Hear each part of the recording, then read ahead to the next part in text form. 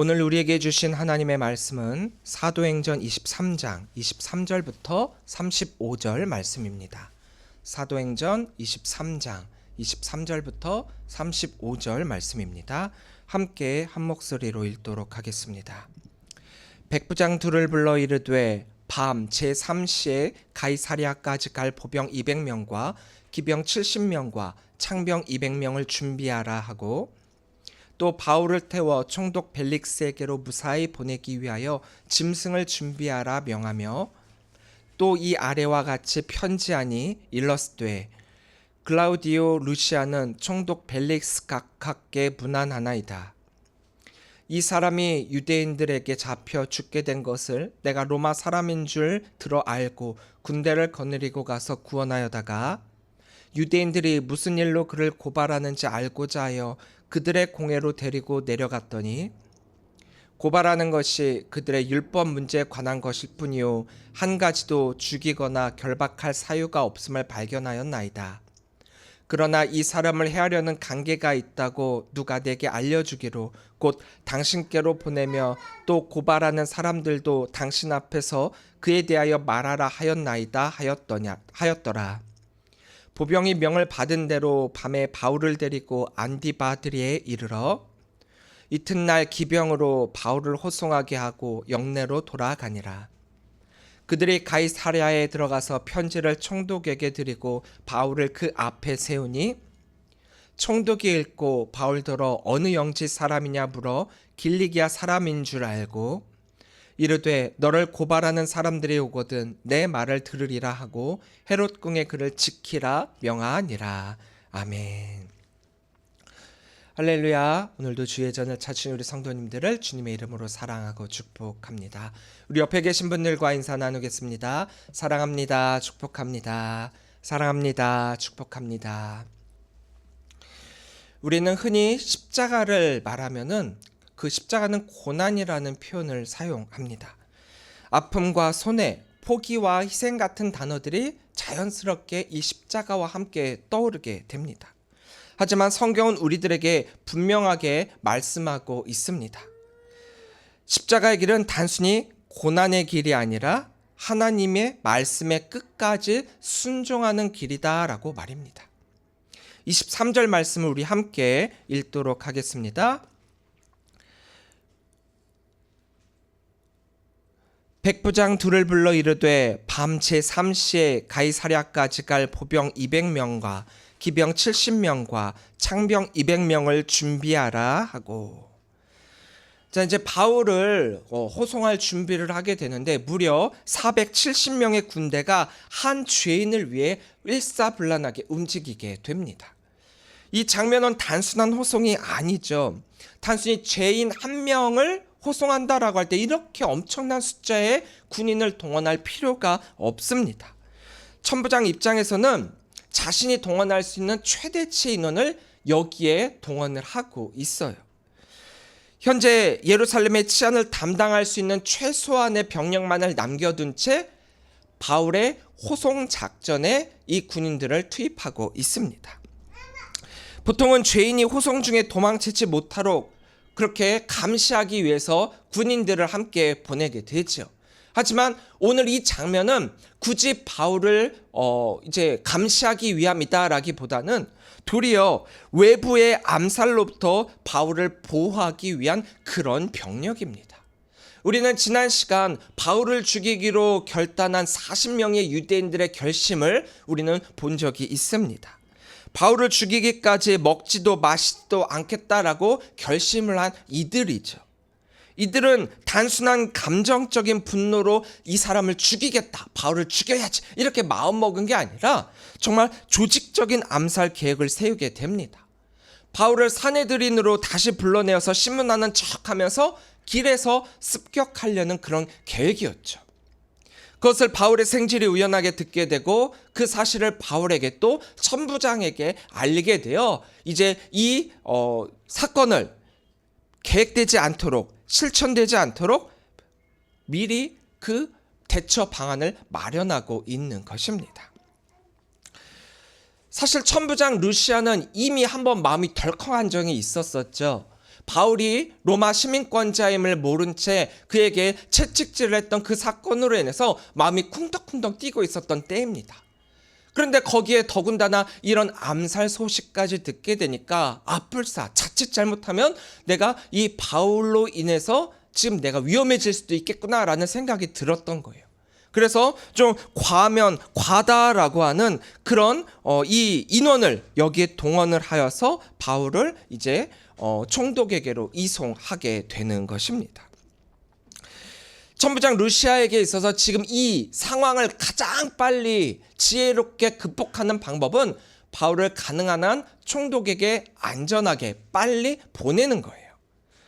그래서 좀 과다 여길 정도의 병력으로 유대인들이 눈치채지 않을 그럴 시간, 즉 제3시, 우리나라 시간으로 따지면 밤 9시에 이제 이 호송 작전을 시작을 하게 되는 것입니다.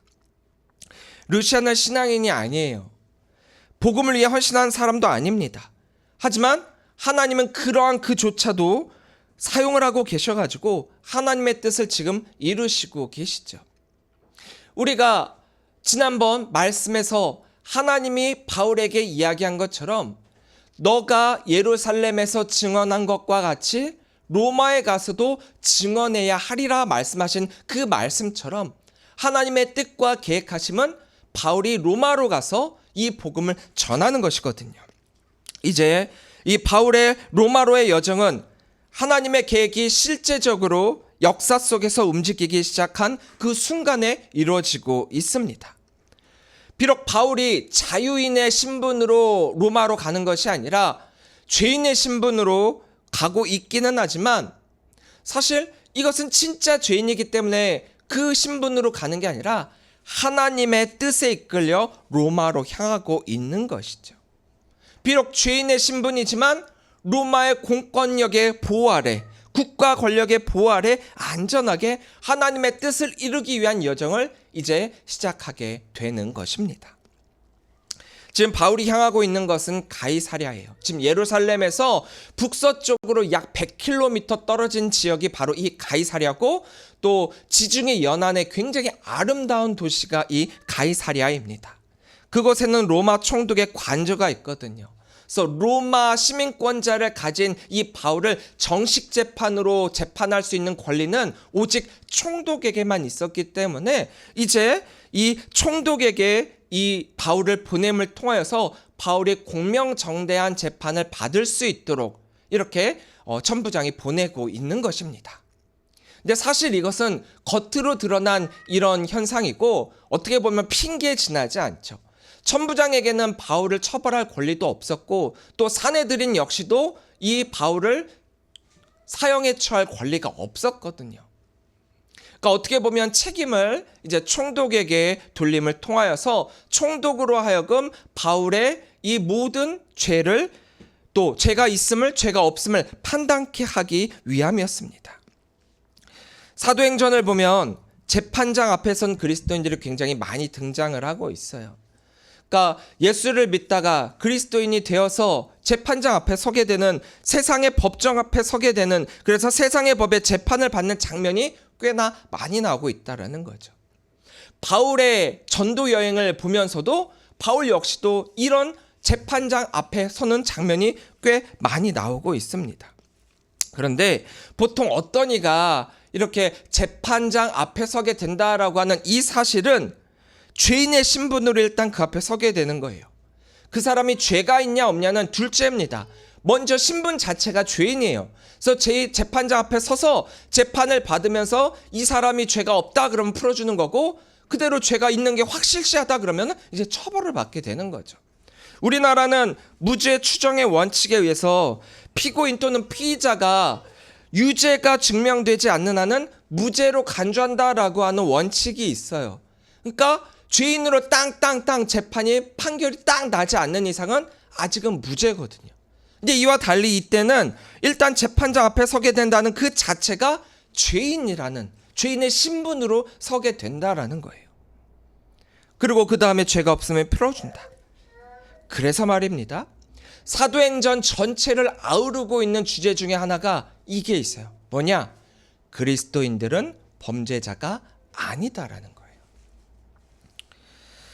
그렇잖아요. 일단 많은 그리스도인들이 이 재판장 앞에, 이 세상 법정 앞에 서게 되었다는 그것 자체만 본다면 그리스도인들은 죄인이죠. 하지만 그 법정에 섰다는 그 사실만을 빼고 본다면 그리스도인들은 결코 죄인이 아닙니다. 사도행전은 이 사실을 계속 반복해서 우리들에게 보여주고 있거든요. 바울의 재판만 보더라도 명확하게 나타나고 있어요. 빌립보에서의 무죄 판결이 있었죠. 고린도에서 갈리오 총독의 판단도 있었고, 지금 이제 가이사랴로 가서 벨릭스 총독의 판단을 받게 될 터인데, 이 벨릭스도 그렇게 판단을 합니다. 그리고 훗날 아그리빠 왕 앞에서 이제 서게 되는데, 그 왕 앞에서의 선언 역시도 바울을 무죄로 선언하고 있어요. 그리고 무엇보다도 오늘 이렇게 벨릭스에게 바울을 보내고 있는 천부장 루시아의 이 편지에 이르기까지 법적 문제를 일으킬 만한 그 어떠한 것도 그리스도인들에게서 찾을 수 없다라고 하는 것이 이들의 공통적인 결론이라는 거예요.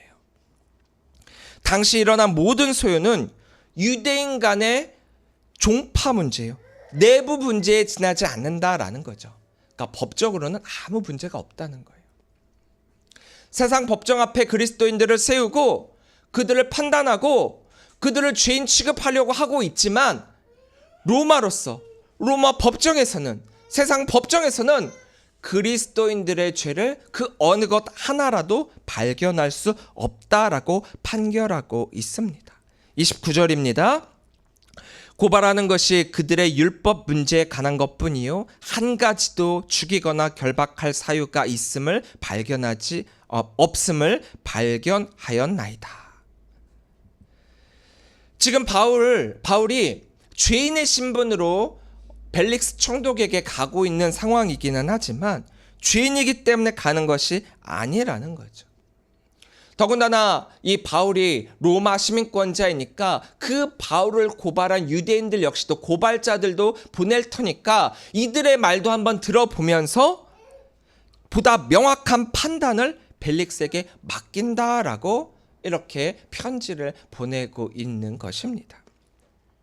루시아가 벨릭스에게 보내는 이 편지는 단순한 행정 보고가 아니라 바울의 고난과 투옥이 죄 때문이 아님을 분명하게 증언하고 있는 것입니다.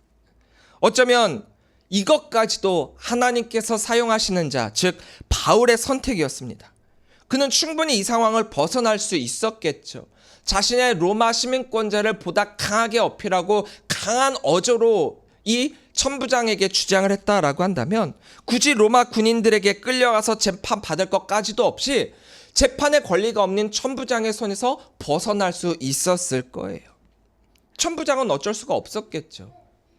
들어보니까 죄가 없거든요. 분명 판단할 권리는 없지만 죄가 없는 자를 굳이 이렇게 잡아서 죄인 호송을 할 필요가 없었다라는 거예요. 즉, 지금 바울의 죄인 신분은 스스로가 선택한 자리라는 겁니다. 바울이 억울하게 끌려가 죽임을 당할 사람이 아니라 그는 알고도 이 길을 선택했다라는 거예요. 왜요? 하나님의 뜻이 거기에 있음을 바울은 알았기 때문입니다. 그렇잖아요. 바울이 예루살렘에 가기만 하면은 고난이 있을 것이다라는 것을 미리 성령을 통해서 알려주었고 또 영적으로 깨어있는 자들에게도 성령님이 깨닫게 해주셔서 바울을 만류했었잖아요. 예루살렘에 가면 죽을지도 모른다, 가지 말아라 했지만 그러나 그것이 하나님의 뜻임을 바울은 분명히 알았기 때문에 그는 죽음도 마다하지 않고 이 예루살렘으로 왔고 또 지금 1년에 이런 사건들이 일어난 모든 것들이 그 바울로 하여금 로마로 보내져서 로마에까지 복음을 증언해야 한다는 하나님의 뜻이 있다라는 것을 바울은 깨달았기 때문입니다. 그렇죠. 예수님도 그러셨습니다. 예수님도 로마의 실적법상 죄가 없으셨고 종교적으로도 정죄받을 이유가 없으셨죠. 심지어 빌라도의 선언을 통해서 나는 이 자에게서 아무런 죄를 찾을 수가 없노라라고 하는 그런 선언까지 받았습니다. 그러나 예수님은 십자가를 피하지 않으셨습니다. 바울 역시도 마찬가지예요. 그는 도망치지 않았습니다. 그는 타협하지 않았어요. 그는 로마로 가는 길을 선택을 했습니다. 왜요? 그의 고난과 죽음에는 선교적 의미가 있음을 그는 알았기 때문입니다. 내가 선택했고 내가 사명으로 달려가는 그 길은 억지로 갈 수 있는 길도 아니고 누가 시켰기 때문에 떠밀려 갈 수 있는 길도 아닙니다. 하나님의 강력한 영적 개입이 있었기 때문에, 그리고 사명이기 때문에 감당할 수 있는 길이라는 거예요. 제가 지난주에도 말씀드렸다시피 아무리 자녀를 목사로 만들고 싶어가지고 너는 목사가 돼야 된다, 너는 신학교에 가야 된다, 너는 멋진 목회자로서 많은 영혼들을 구원해야 된다라고 귀따갑게 이야기를 하고 그런 마음을 갖고 싶다라고 하는 게 크다라고 하더라도 본인이 원하지 않으면, 본인이 그 사명을 감당하지 않으면 결코 할 수가 없는 길이에요. 아무리 부모가 서원을 해서 자녀를 그렇게 하나님께 드리겠다라고 하더라도 그 자녀가 엇나가고 그 자녀가 목회자가 되지 않겠다라고 하면 어떻게 부모 마음처럼 그렇게 할 수 있겠습니까? 그럴 수 없습니다. 오롯이 내 자신의 선택이자 십자가의 길인 것입니다. 예수님의 십자가의 길에 대한 선택이 어떠한가에 대해서는 우리는 예수님의 겟세마네 기도를 통하여서 충분하게 너무나도 잘 알고 있습니다. 마태복음 26장 39절 말씀입니다. 조금 나아가사 얼굴을 땅에 대시고 엎드려 기도하여 이르시되 내 아버지여 만일 할만하시거든 이 잔을 내게서 지나가게 하옵소서. 그러나 나의 원대로 마시옵고 아버지의 원대로 하옵소서 하시고, 마가복음 14장 36절 이르시되 아빠 아버지여 아버지께는 모든 것이 가능하오니 이 잔을 내게서 옮기시옵소서. 그러나 나의 원대로 마시옵고 아버지의 원대로 하옵소서 하시고, 누가복음 22장 42절 이르시되 아버지여 만일 아버지의 뜻이거든 이 잔을 내게서 옮기시옵소서. 그러나 내 원대로 마옵시고 아버지의 원대로 되기를 원하나이다 하시니, 공관복음서 이 세 곳 마태, 마가, 누가복음에서 동일하게 강조하고 있는 것은 하나님의 뜻에 대한 예수님의 순종입니다. 우리는 너무 묻는 기도에 익숙해요. 하나님께 우리가 기도를 하면서 하나님께 묻습니다. 하나님의 뜻을 구하는 기도에 너무 익숙하다라는 거예요. 하나님의 뜻이 무엇입니까? 하나님 이게 맞습니까? 하나님 이 길이 가는 게 맞습니까? 여기까지는 너무 좋아요. 여기까지는 맞습니다. 그리고 모든 목회자들이 성도들에게 이야기하는 게 하나님의 뜻이 무엇인지 구하는 기도를 해야 된다라고 강조하고 있어요. 근데 문제는 뭐냐? 이거예요. 하나님의 뜻을 몰라서 순종하지 못하는 경우보다 하나님의 뜻을 알면서도 인정하기 싫어 순종하지 않는 경우가 훨씬 많다라는 거죠. 그러니까 목회자의 이 말처럼 하나님의 뜻을 구하는 기도를 해갖고 하나님의 뜻이 무엇인지는 알았는데 딱 거기까지만이라는 거예요. 제 조카가 어렸을 때 이렇게 저한테 질문을 한 적이 있어요. 삼촌 이게 뭐야? 삼촌 이게 뭐야?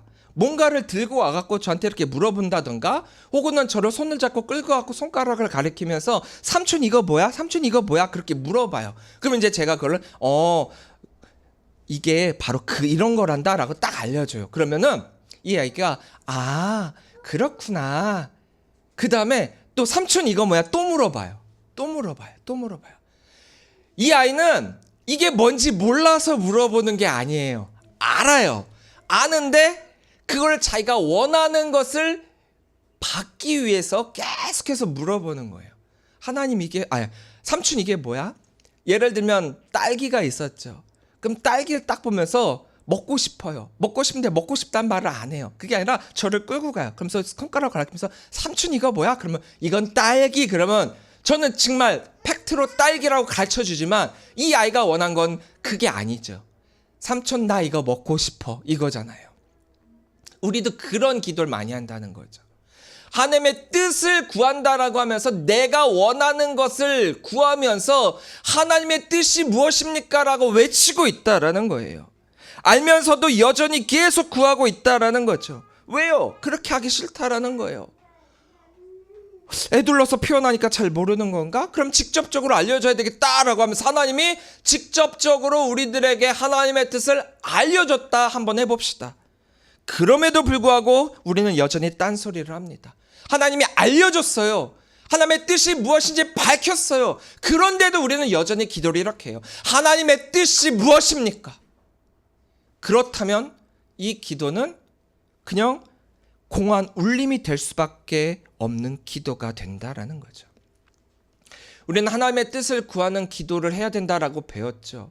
근데 여기에는 한 가지 전제 조건이 있습니다. 그것은 그냥 하나님의 뜻을 구하는 기도로 끝을 맺으라는 게 아니라 하나님의 뜻을 구했다면 그 뜻에 따라 말씀에 순종해야 한다라는 전제 조건이 말입니다. 우리가 의인이 되는 이 신칭이 하나님께서 우리를 사랑하사 우리를 의인 삼아 주셨다라고 하는 우리가 의인이 되는 것으로만 그치는 것이 아니라 성화, 거룩함을 이르기까지 우리가 나아가야 된다라고 하는 것이 우리 그리스도인들의 사명이자 의무예요. 근데 많은 이들은 내가 의인으로 머무는 것으로 의인의 칭의를 받는 것으로만 멈추려고 한다는 것이죠. 하나님의 뜻은 그게 아닌데요. 그래서 우리는 기도의 방향을 바꿔야 합니다. 하나님의 뜻이 무엇입니까?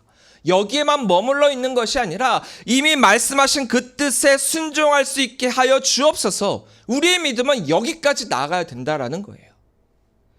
예수님의 십자가의 길이 하나님의 말씀에 순종하는 길이었다라고 한다면 예수 그리스도를 믿고 따라가고 있는 우리들 역시도 우리의 십자가의 길 역시도 하나님의 말씀에 순종하는 길입니다.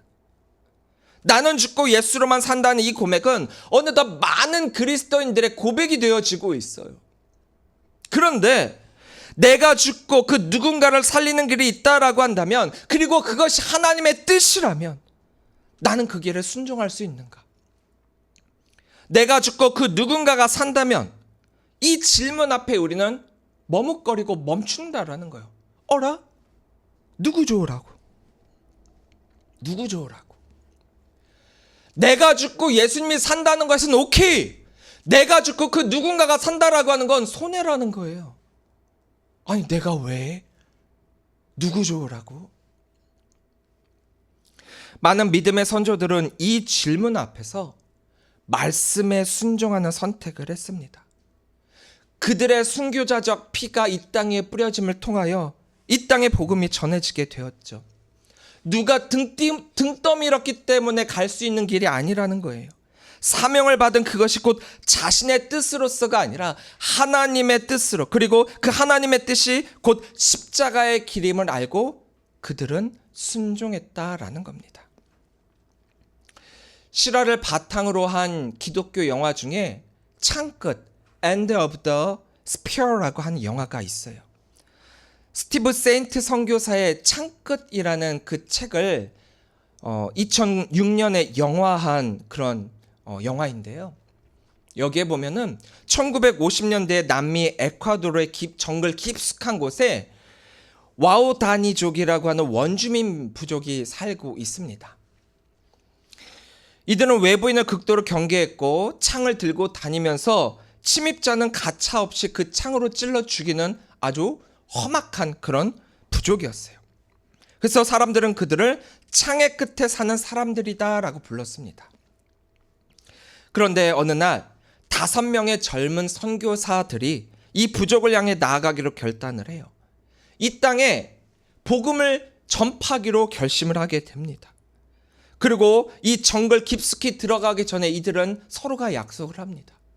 우리가 지금 총을 가지고 가긴 하지만 이것은 우리들의 안전을 지키기 위한 수단이지 원주민을 죽이기 위한 것은 아니다.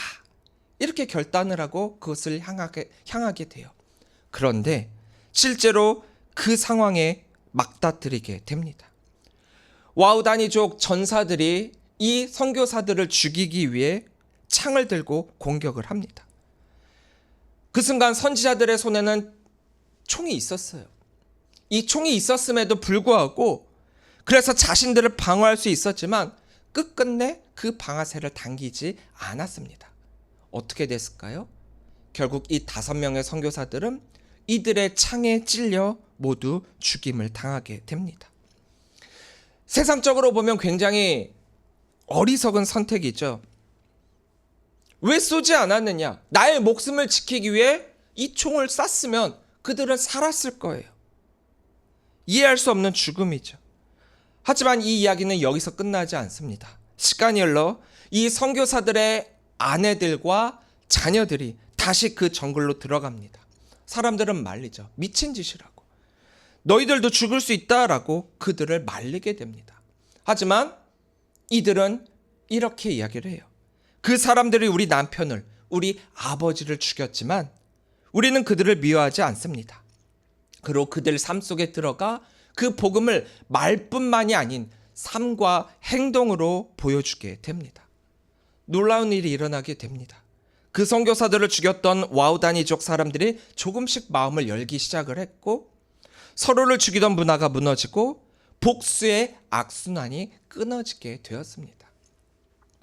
그리고 영화의 마지막 장면은 숨을 삼키지 않고는 볼 수 없는 장면이 나오는데 한 젊은이가 등장을 해요. 이 젊은이가 자라가지고 선교사가 됩니다. 그리고 한 사람 앞에 손을 잡고 같이 예배드리고 있는 장면이 나와요. 이 선교사는 와우다니족 사람들이 죽였던 선교사의 아들이었고 또 이 사람과 손을 잡고 있는 그 사람은 바로 자기 아버지를 창으로 찔러 죽였던 그 사람입니다. 아버지를 죽인 사람과 아버지를 잃은 아들이 같이 찬양을 부르고 같이 하나님께 기도를 합니다. 영화는 이렇게 끝을 맺어요. 이 영화를 보고 싶으신 분들을 위해서 제가 오늘 예배를 드리는 이 영상 더보기란에 이 창끝이라고 하는 영화의 링크를 달아뒀고요. 또 이 선교사님의 간증을 CTS에서 찍은 적이 있는데 그 영상을 링크로 달아뒀습니다. 참고하시고 보고 싶으신 분들은 한번 클릭을 해서 한번 보시기를 바랍니다. 5명의 젊은 선교사들, 그들은 죽임을 당한 것입니까? 아니면 스스로 십자가의 길을 선택한 것입니까? 그들은 죄가 있어서 죽은 것이 아닙니다.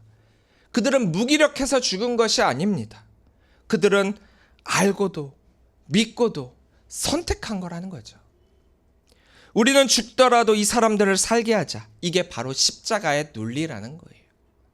이것이 바로 복음의 방식입니다.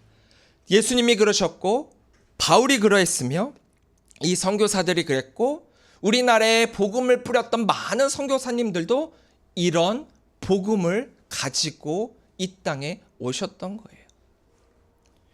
바울이 죄인의 신분으로 로마를 향해 걸어갔던 그 길, 총을 들고도 방아쇠를 당기지 않았던 그 선교사들의 선택, 이 모든 것들이 우리들에게 동일한 질문을 던지고 있습니다. 내가 죽고 그 누군가가 산다면, 그것이 하나님의 뜻이라면 나는 그 길을 선택할 수 있겠는가? 십자가의 길은 누가 시켜서 가는 길이 아닙니다. 오직 하나님의 말씀에 순종할 때만 선택할 수 있는 길입니다. 사랑하는 성도 여러분, 십자가의 길은 그 특별한 누군가만이 갈 수 있는 길이 아니에요. 특히 누가 시켜서 갈 수 있는 길은 더더욱 아닙니다. 하나님의 말씀에 순종하려는 모든 성도들에게 열려있는 길입니다. 특별하기 때문에 그 길을 걸어갈 수 있는 게 아니라 그 길을 걸어갔기에 특별할 수 있는 것입니다. 십자가의 길은 하나님의 말씀에 순종하는 길입니다. 우리는 이렇게 기도해야 합니다. 하나님, 우리가 더 이상 하나님의 뜻을 구하는 데만 머무르지 않게 하여 주시고 이미 말씀하신 그 길이 어떤 길이라도 갈 수 있도록 가도록 순종하는 그런 믿음을 우리들에게 주옵소서. 이게 바로 우리들에게 사명을 주신 하나님의 마음을 품는 우리 성도의 길입니다. 이 믿음을 가지고 이 한 주간 바로 하나님 말씀에 순종하며 따라가는 그 길, 십자가의 그 길을 담대히 걸어나갈 수 있는 우리 귀한 성도님들이 되시기를 바랍니다. 십자가의 길, 고난의 길이긴 하지만 그것에만 머무는 것이 아니라 그것은 바로 하나님의 말씀에 순종하는 길임을 우리가 다시 한번 묵상하면서 이번 한 주 그 말씀으로 승리할 수 있는 우리 귀한 성도님들이 되시기를 주님의 이름으로 간절히 축원합니다. 기도하겠습니다.